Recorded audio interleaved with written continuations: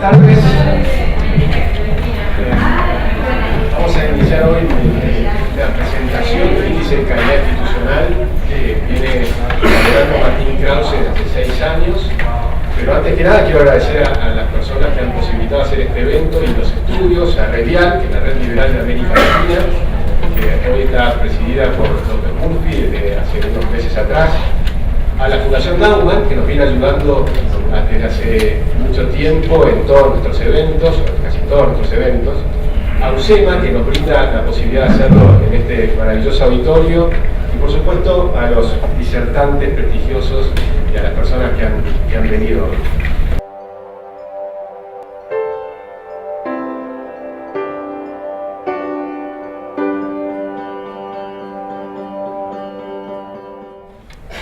Gracias, Martín.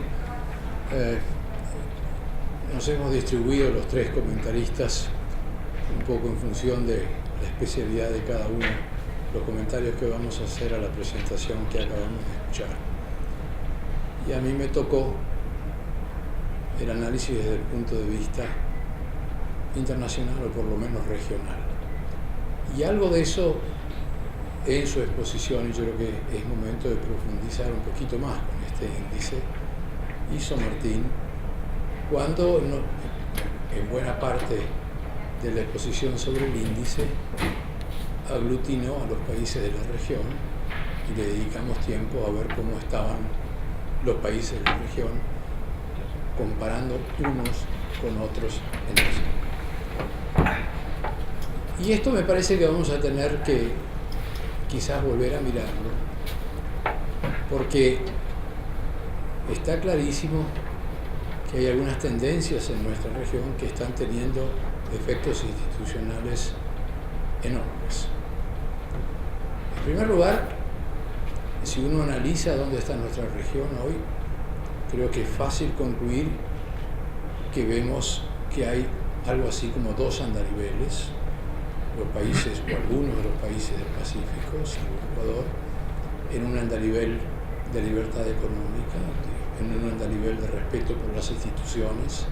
en un andarivel de asumir los riesgos de la globalización,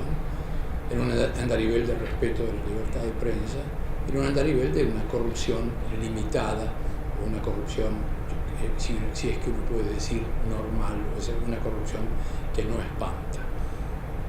Y tenemos el otro andarivel, en una región que además ha achicado muchísimo, que son los países,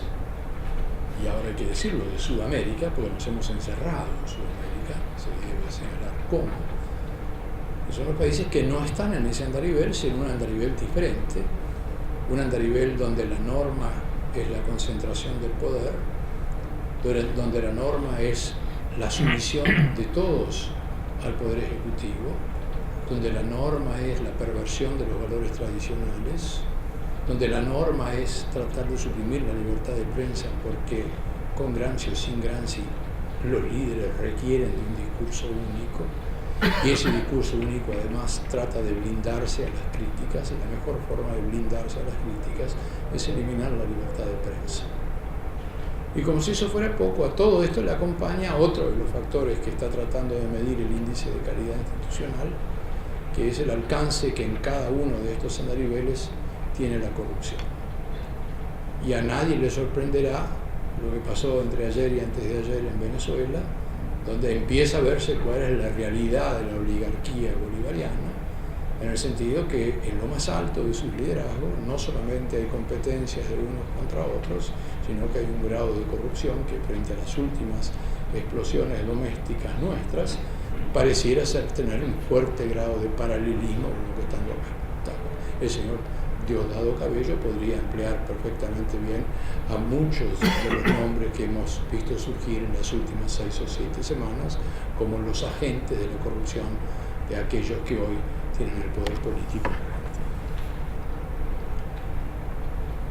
Pero lo que está pasando en la región, yo diría que es más grave,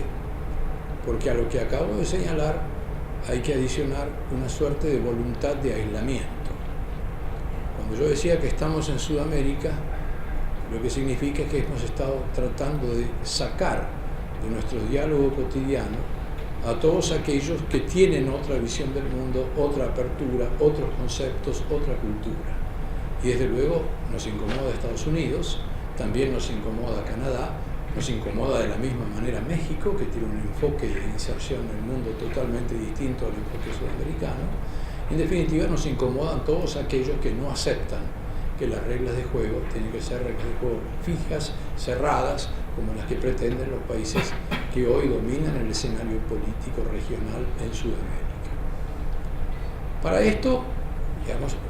prueba de esto, hay dos fenómenos que uno puede señalar. El primero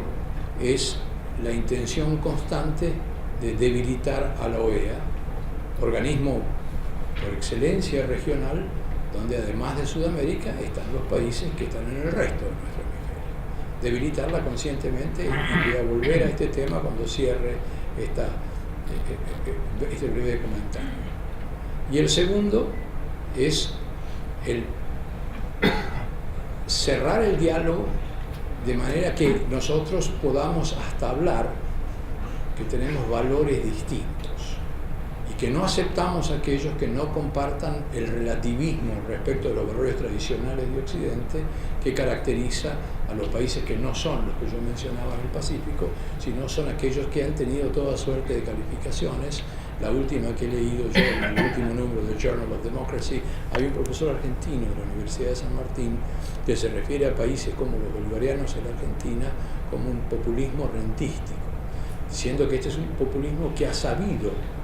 aprovechar el viento a favor de las commodities y distribuir este ingreso extraordinario producido por la recuperación de los precios de las commodities de manera de transformar las relaciones de poder dentro de esos países para beneficio propio. Y vaya si es para beneficio propio, porque no solamente para beneficio político propio, sino que hoy estamos viendo que es también para beneficio económico de las nuevas élites que se acercan a este populismo rentístico. Pero creo que me gustaría cerrar con lo que creo que es la prueba más concluyente, que no solamente estamos debilitando las instituciones tradicionales de la democracia, y habría que poner esos índices agrupados en el andarivel del Pacífico, en América del Sur, y agrupados en el andarivel del Atlántico, para ver cómo esto se refleja. Estos índices suelen tener un cierto lag, digamos,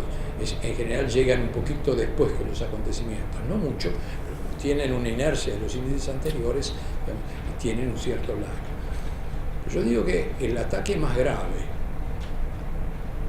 que estamos presenciando es un ataque en esencia contra la libertad de expresión, no solamente en la Argentina. Y ese ataque se ha evidenciado desde hace ya 2 años, este es el segundo, con la persistente intención encabezada por Rafael Correa y en general los bolivarianos de quitarle atribuciones a la Comisión Interamericana de Derechos Humanos y recortarle las alas, sobre todo financieramente, de manera que puedan transformarlo en una suerte de eunuco institucional. El año pasado, los mismos que en la década del 70 pusieron en los altares a estas instituciones, y no sin razón, porque están para defender nada menos que los derechos humanos y las libertades civiles y políticas de todos nosotros de manera independiente, con lo cual molestan 2 veces, porque molestan porque defienden las libertades que limitan a quienes concentran el poder, pero molestan además porque constituye una instancia regional que es muy difícil someter, como se puede someter a los poderes judiciales nacionales, caso que está ocurriendo desgraciadamente en la Argentina y casos que ya han ocurrido en Venezuela, en Bolivia, en Ecuador, etcétera, donde no podemos decir hoy desgraciadamente que hay justicia independiente e imparcial. Entonces, dentro de la Comisión Interamericana de Derechos Humanos, lo que están tratando especialmente es de recortarle las alas a una relatoría especial, que es la Relatoría Especial de Libertad de Expresión. En primer lugar, le quieren quitar el financiamiento. Esta es una institución que tiene sobre todo financiamiento europeo. El argumento es que en América Latina es inaceptable el financiamiento europeo, que argumento de peso, digamos, así que no. ¿Por qué otros tienen que ayudarnos a defender la libertad? sino que debiéramos ser nosotros los únicos que proveen de recursos a esa relatoría, de manera que nosotros podamos asignar los recursos en función de las tareas que queremos que haga la relatoría y negarlos en aquellas tareas que no queremos que haga. Cuando la relatoría va a ver lo que hace Rafael Correa en su casa, incomoda. Ergo, la mejor forma de que no venga es que no tenga ni dinero para comprar los pasajes aéreos y hacer las inspecciones nacionales en Ecuador que hicieron el año pasado y el anterior. La otra cosa es la relatoría tiene un informe especial anual. ¿Por qué tiene que ser un informe especial? Vamos a meter ese informe dentro del informe de la OEA, que sea un capítulo el 97 y lo se va a leer muchísimo menos y en consecuencia la resonancia va a ser distinta. Y finalmente la relatoría, por ser independiente, tiene una facultad que quizás utilizó mal en una instancia que encolerizó a Brasil, que es la facultad de adoptar medidas cautelares. Es decir, frente a una violación ostensible de derechos humanos y libertades civiles y políticas, puede, antes de que se consumen esas violaciones, dictar una serie de medidas cautelares. Dictaron una medida que encolerizó a Dilma Rousseff, que tiene que ver, como algunos de ustedes saben, un proyecto hidroeléctrico donde, como siempre, digamos, hay argumentos de que está afectando los intereses de las poblaciones indígenas locales y el medio ambiente, y en función de esos argumentos le dictó una medida cautelar que obligó a Brasil a parar el proyecto hidroeléctrico probablemente más importante que tenía, y encolerizó a Dilma, y esto dijo es imposible, y se unió a aquellos que trataron de transformar a la Comisión, como decía, en un eunuco institucional. El año pasado fracasaron un año más por muy poquitos votos, pero el ataque no ha terminado y ahora tienen una estrategia distinta. Del 4 al 6 de junio se reúne la Asamblea de la OEA, porque este es un organismo de la OEA, en este caso en Antigua, en Guatemala, y hay que ver quiénes son los candidatos para integrar la Comisión de Derechos Humanos, porque lo que tratan ahora es la vieja táctica del zorro en el gallinero. Hay candidatos absolutamente normales, como son los que buscan la reelección, el mexicano que ha sido presidente en los últimos 4 años, los candidatos pueden estar 4 años con una reelección y después tienen que irse, otro un ecuatoriano, Escobar Gil, que también tiene 4 años y busca otros 4, pero los candidatos más interesantes son para comisionados, quien hasta ahora ha sido el ministro de Derechos Humanos de Rafael Correa, lo sacan de allí y lo ponen en la comisión, y quien fuera en su momento el ministro de Derechos Humanos del gobierno de Lula, en la región de Lula en el Brasil. O sea, gente cuya ideología perdió la batalla por cercenar las facultades de la comisión el año pasado y que ahora va a dar la nueva batalla, esta vez desde adentro, es decir, cambiando la táctica. Y un anuncio de Venezuela, que desde luego está liderando todo esto en conexión con los cubanos, que dice, si fracasamos en esto, lo que nos queda es hacer esto mismo, sea en la UNASUR o sea en la CELAC. O sea, entre nosotros, cerraditos. En UNASUR, digamos, con la ausencia de Cuba como Estado miembro, pero en la CELAC con Cuba dentro. Y vamos a definir nosotros cuáles son nuestros valores relativos respecto a los derechos humanos y las libertades civiles y políticas, y van y tienen que ser distintos a los valores tradicionales de la OEA. Un ataque más fuerte a ese tipo de instituciones es imposible de describir, y en general yo tengo la sensación de que el público argentino no está consciente de lo que está sucediendo. Y lo que está sucediendo para aquellos países que han tenido la tragedia que ha tenido Venezuela, que es la tragedia de salir, denunciar el Pacto de San José de Costa Rica y dejar a todos los venezolanos sin protección jurisdiccional independiente e imparcial. No, son países que hoy no cuentan, por lo menos con la esperanza, con lo que contamos todos los que estamos en el Pacto de San José de Costa Rica, que es que al final de un eventual calvario judicial nacional, cuando los poderes judiciales están colonizados por el poder,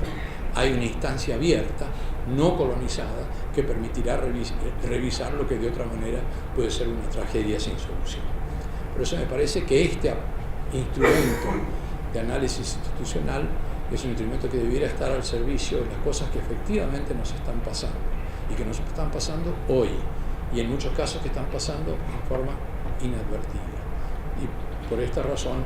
que quise llamarle la atención sobre este rincón del tema. Muchísimas gracias.